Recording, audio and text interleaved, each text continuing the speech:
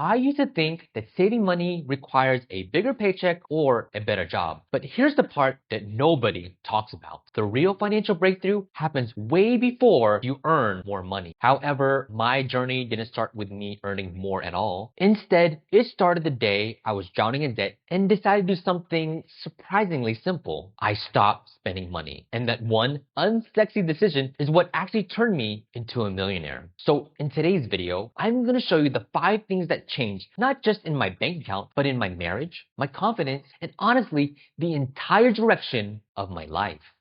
I finally felt in control. For most of my life, payday felt like pouring water into a bucket with 10 holes at the bottom. Money was coming in, but money was also rushing out. Bills, groceries, random Amazon items I didn't even remember buying. It didn't matter how much my wife and I were earning, we always felt broke.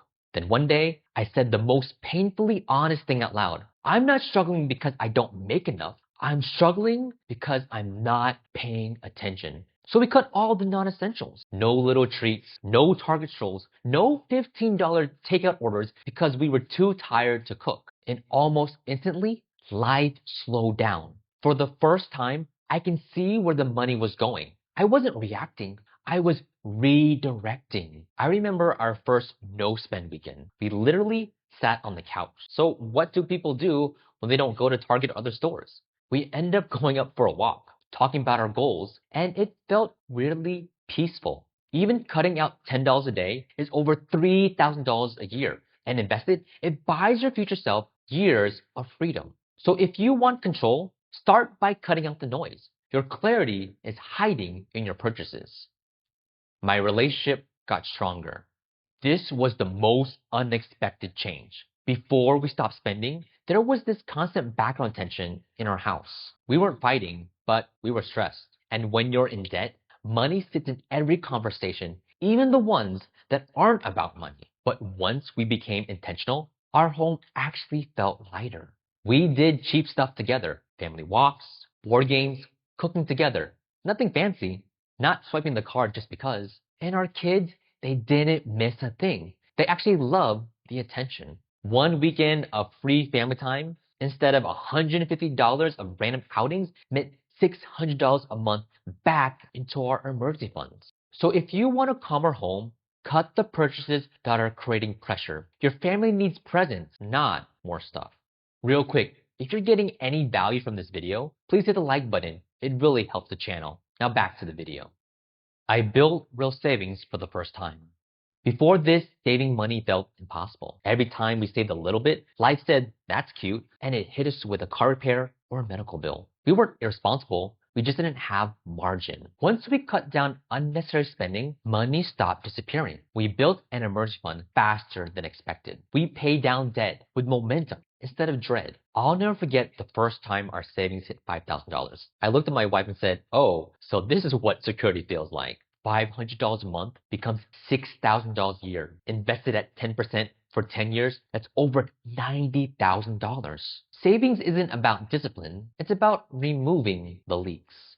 My mind shift from scarcity to abundance. I didn't expect this part at all. Overspending isn't about money, it's emotional. Stress, boredom, exhaustion, comparison, they all show up in your Amazon history. When I stopped buying things, I had to sit with those emotions instead of distracting myself. And slowly, everything changed. Every no to something unnecessary became a yes to something meaningful. I learned I could keep promises to myself. And I learned I actually had enough. 1 month in, I added something to my cart, and then I removed it. It sounds stupid, but that tiny click made me feel more powerful than any purchase ever had. Impulse buys are usually $20 to $40. Do that 10 times a month, that's $400. A year, that's over $4,000. But what if you invest that for 30 years instead? That's over $700,000. When you stop spending emotionally, you start living intentionally. The future finally became something I could see. Before all this, the future felt heavy. Retirement? Impossible. Debt? Permanent. Savings? Temporary. But once we cut out spending and built consistency, we stopped reacting to money. We stopped fearing emergencies, and we started dreaming again. A few years later, we bought our first investment property, and then we bought another. We then launched an online business. Eventually, we built a seven-figure net worth, something I once believed that was impossible.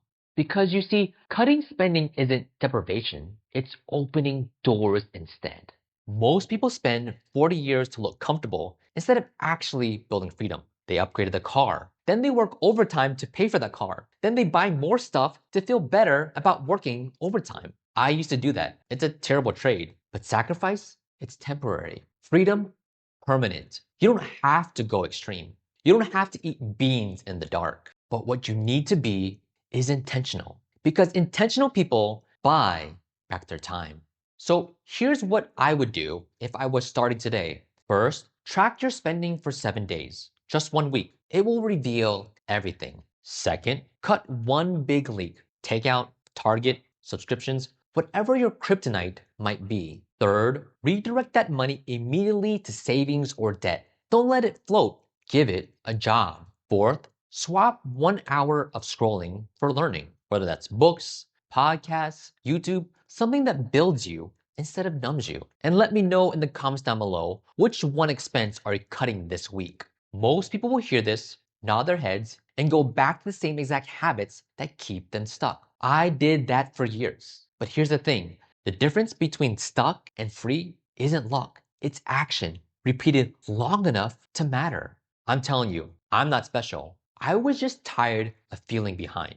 And if I could turn this all around with over $250,000 in debt, with 2 kids, so can you. So if you found this video helpful, check out my free guide on how people can save money on their biggest housing expense. Once again, thank you for your time. I'll see you in the next one.